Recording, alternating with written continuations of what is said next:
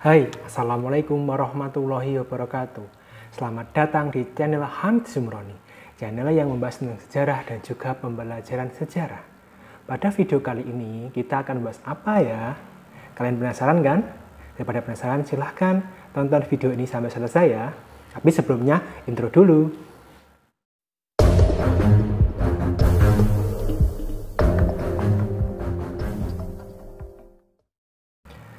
Oke, pada video pembelajaran kali ini kita akan membahas salah satu gubernur jenderal yang pernah berkuasa di Nusantara atau Hindia Belanda atau Indonesia sekarang. Sebelumnya, Indonesia itu dijajah oleh Belanda atau dikuasai oleh Belanda, yang mana gubernur jenderalnya adalah Jan Willem Jansen.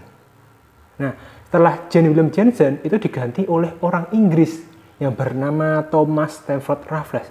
Kok bisa yang awalnya Belanda menjadi Inggris? Jadi gini ceritanya. Sejak tanggal 20 Februari 1811, Jan Willem Jansen diangkat sebagai gubernur jenderal di Hindia Belanda. Yang mana orang ini menggantikan Daendels. Namun pada tanggal 26 Agustus 1811, pasukan Inggris yang dipimpin oleh Jenderal Sir Samuel Axmuty menyerang Batavia.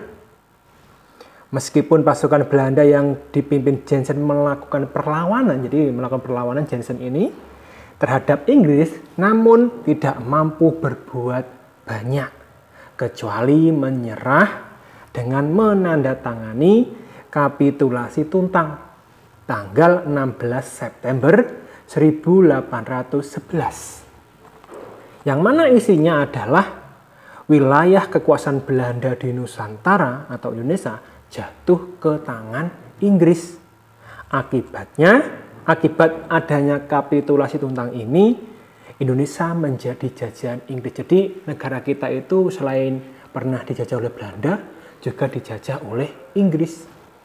Nah, kemudian pada tanggal 18 September 1811, Gubernur Jenderal Lord Minto di Kalkuta, India sana, mengangkat Thomas Stamford Raffles sebagai penguasa di Indonesia. Tugas Raffles adalah untuk mengatur pemerintahan dan meningkatkan perdagangan, serta keuangan dalam rangka menjalankan pemerintahannya. Raffles ini berpegang pada 3 prinsip, yaitu segala bentuk kerja rodi dan penyerahan wajib dihapus, diganti dengan penanaman bebas oleh rakyat. Kemudian peranan para bupati sebagai pemungut pajak dihapuskan, dan para bupati ini dimasukkan sebagai bagian dari pemerintah kolonial. Kemudian seluruh tanah yang ada di Indonesia ini adalah milik pemerintah kolonial Inggris. Maka rakyat Indonesia ini sebagai penggarap dianggap sebagai penyewa tanah. Gitu. Sampai di sini paham ya?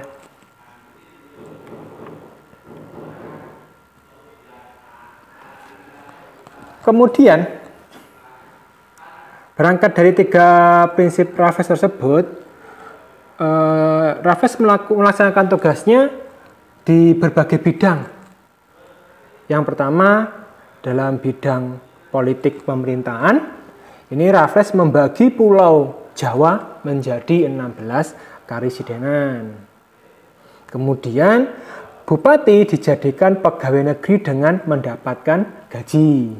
Selanjutnya, Raffles ini dalam bidang politik pemerintahan terlalu ikut campur urusan pemerintahan raja-raja di Jawa dan juga Sumatera, sehingga menimbulkan konflik dengan Kesultanan Palembang dan juga Kesultanan Yogyakarta. Itu dalam bidang politik dan juga pemerintahan. Raffles melaksanakan atau membuat kebijakan-kebijakan seperti itu. Yang kedua, dalam bidang ekonomi. Nah, dalam bidang ekonomi ini, Raffles melakukan penghapusan sistem perdagangan yang bersifat monopoli, diganti sistem perdagangan bebas, kecuali garam dan juga minuman keras. Yang kedua, menghapus pajak bumi, kontingenten, dan penyerahan wajib, valprieste leverance. warisan VOC dan diganti dengan sewa tanah atau pajak tanah yang dinamakan dengan land rent.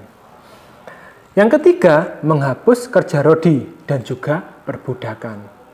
Yang keempat, peletakan desa sebagai unit administrasi penjajahan.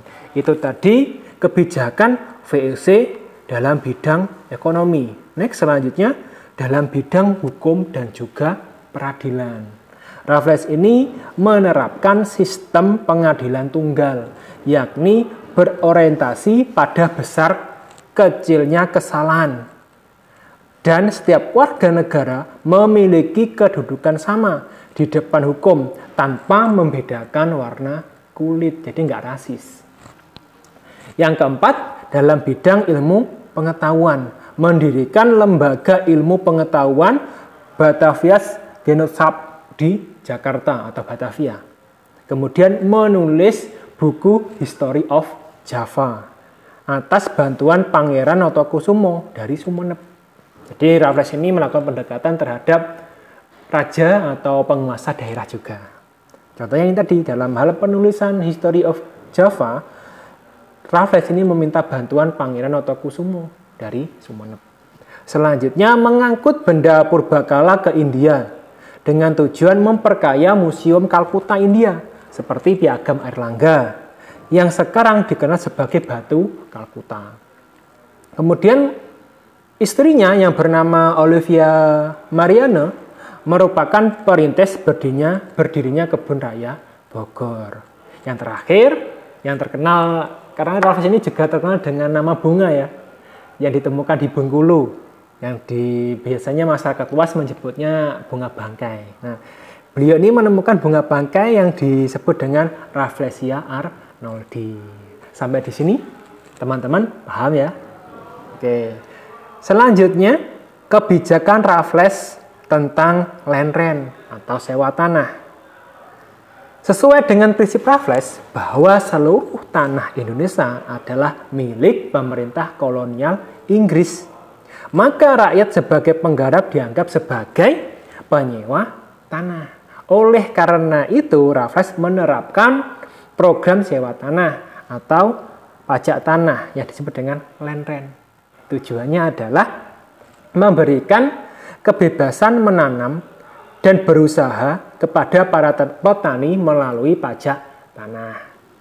Kemudian mengefektifkan sistem administrasi Eropa yang berarti penduduk pribumi akan mengenal ide-ide Eropa mengenai kejujuran, ekonomi, dan keadilan. Selanjutnya, untuk menentukan besar kecilnya sewa tanah ini, maka tanah petani oleh Raffles dibagi menjadi 3 kelas. Kelas pertama adalah tanah subur, dikenakan pajak setengah dari hasil bruto. Kelas 2 adalah tanah setengah subur, dikenakan pajak sepertiga dari hasil bruto. Yang ketiga adalah tanah tandus, dikenakan pajak 2/5 dari hasil bruto. Nah, pajak atau sewa tanah yang dibayarkan penduduk bersifat perorangan dan diharapkan berupa uang. Tetapi kalau terpaksa tidak berupa uang, dapat juga dibayar dengan barang lain, semisal beras hasil pertaniannya. Kalau dibayar dengan uang, diserahkan kepada kepala desa untuk kemudian disetorkan ke kantor residen. Tetapi kalau dengan beras, yang bersangkutan harus mengirimnya ke kantor residen setempat atas biaya sendiri. Hal ini dimaksudkan untuk mengurangi ulah pimpinan setempat yang sering memotong atau mengurangi penyerahan hasil panen tersebut.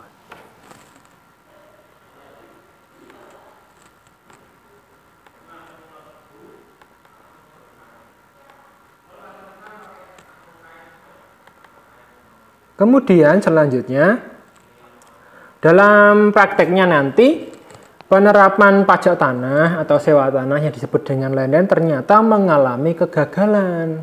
Penyebabnya apa? Yang pertama adalah masyarakat Indonesia pada masa itu belum mengenal perdagangan ekspor seperti India masyarakat Indonesia masih mengenal sistem pertanian sederhana dan hanya digunakan untuk memenuhi kebutuhan sendiri. Masyarakat Indonesia, yang kedua, masyarakat Indonesia terutama di desa masih terikat dengan feodalisme dan belum mengenal ekonomi uang.